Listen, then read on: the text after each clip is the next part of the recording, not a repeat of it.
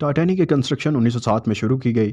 3 سال اور 2000 ورکرز کی محنت کے بعد جہاز کو تیار کر لیا گیا۔ جب جہاز نے اپنا پہلا ٹیسٹ رن کامیابی سے پار کر لیا تو ٹائٹینک بنانے والوں کا بھروسہ اس وقت مزید بڑھ گیا۔ ٹیسٹ پاس ہونے کے بعد دنیا کے اخبارات میں اس کی مارکیٹنگ کی گئی کہ کبھی نہ ڈوبنے والا جہاز بنا لیا گیا ہے۔ اکانومی کلاس میں سفر کرنے والوں کی رقم $30 تھی، جبکہ فرسٹ کلاس میں سفر کرنے والوں کی رقم $150 تھی، جو آج کے دور میں تقریباً $3,40,000 بنتے ہیں۔ اس مارکیٹنگ کے نتیجے میں ساری ٹکٹیں خرید لی گئیں اور آخر وہ وقت آ گیا جب ٹائٹینک اپنے پہلے سفر کے لیے تیار تھا۔ 10 اپریل 1912 یہ وہ دن تھا جب دنیا کا سب سے بڑا اور مہنگا بحری جہاز اپنے پہلے سفر کے آغاز کے لیے بالکل تیار تھا۔ اس دن اوشن بالکل پرسکون تھا اور سمندری طوفان آنے کا دور دور تک کوئی اندیشہ نہیں تھا۔ جہاز میں 1500 مسافر سوار ہو چکے تھے اور لاکھوں لوگ جہاز کے پہلے سفر کا آغاز دیکھنے کے لیے ٹاپ پر کھڑے تھے۔ کسی کو اندازہ ہی نہ تھا کہ روانہ ہونے والے جہاز کو بناتے وقت کچھ ایسی غلطیاں کی گئی ہیں جو جہاز کو ایک بڑے حادثے کا شکار بنا سکتی ہیں۔ آج کی اس ویڈیو میں ہم آپ کو ٹائٹینک کے عملے کی ایسی 6 غلطیاں بتائیں گے جن کی وجہ سے دنیا کا سب سے بڑا اور مہنگا بحری جہاز اپنے پہلے ہی سفر میں ڈوب گیا۔ وائٹ اسٹار لائن کمپنی، جس نے ٹائٹینک کو آپریٹ کیا تھا، ٹائٹینک سے پہلے 160 شپس کو آپریٹ کرنے کا تجربہ رکھتی تھی۔ اس کو بھی یہ غلطیاں نظر نہ آئیں۔ اور تو اور ٹائٹینک مینوفیکچر کرنے والی کمپنی ہارلین اینڈ وولف کو بھی یہ غلطیاں نظر نہ آئیں۔ سفر کا آغاز ہوتے ہی ٹائٹینک کی غلطیاں سامنے آنا شروع ہو گئیں۔ کیپٹن کو مالکان کی طرف سے ہدایات دی گئیں کہ کسی بھی صورت میں جہاز کو 7 دن کے اندر اپنی منزل تک پہنچنا ہے۔ یہ ٹائٹینک کا پہلا سفر تھا، اس لیے وقت پر پہنچنا ضروری تھا۔ اگر جہاز وقت پر اپنی منزل پر نہیں پہنچتا تو اس کی ریپوٹیشن میں کمی آ سکتی تھی۔ یہ اپریل کا مہینہ تھا اور سمندر میں ہر طرف دھند چھائی ہوئی تھی، جس کی وجہ سے ویزیبلٹی بہت کم ہو گئی تھی۔ ٹائٹینک کے سفر پر 3 دن گزر چکے تھے اور تھوڑے ہی سٹاپ کے بعد جہاز مسلسل اپنی منزل کی اور بڑھتا چلا جا رہا تھا۔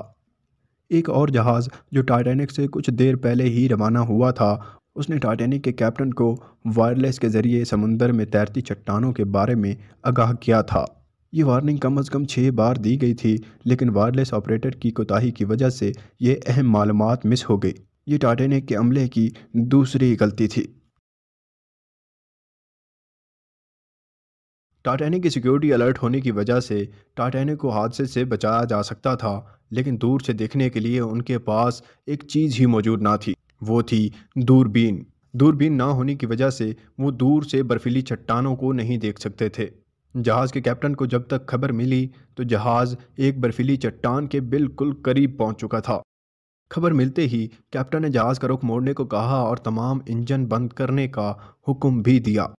کیپٹن نے اس برفیلی چٹان سے جہاز کو بچانے کی بہت کوشش کی، لیکن فاصلہ کم ہونے کی وجہ سے اب سب بے سود تھا۔ وہ برفیلی چٹان ٹائٹینک کے درمیان سے ٹکرائی اور ٹائٹینک کی باڈی پر لگی ریبٹس پریشر کی وجہ سے کھل گئیں۔ ریبٹس کھلنے کی وجہ سے جہاز کے نچلے حصے میں پانی بھرنا شروع ہو چکا تھا۔ اس حادثے نے تمام مسافروں اور جہاز کے عملے کو الرٹ کر دیا تھا۔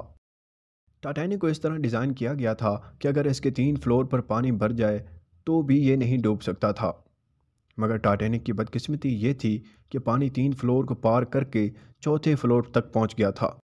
اب جہاز آہستہ آہستہ ڈوبنے لگا تھا۔ اب مسافروں کی جان بچانے کا وقت آ چکا تھا، لیکن یہاں پر ٹائٹینک کی 5ویں غلطی سامنے آئی۔ جہاز میں 36 بوٹ کی جگہ تھی، لیکن اس میں صرف 20 بوٹ ہی رکھی گئی تھیں۔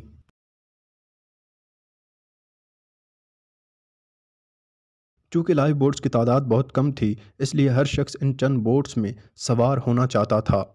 افراتفری کا وہ عالم تھا کہ کچھ سمجھ نہیں آ رہا تھا۔ کشتیوں کو پورا بھرنے کے بجائے انہیں آدھا آدھا بھر کر نیچے اتارا گیا، جس میں زیادہ تر امیر لوگ تھے۔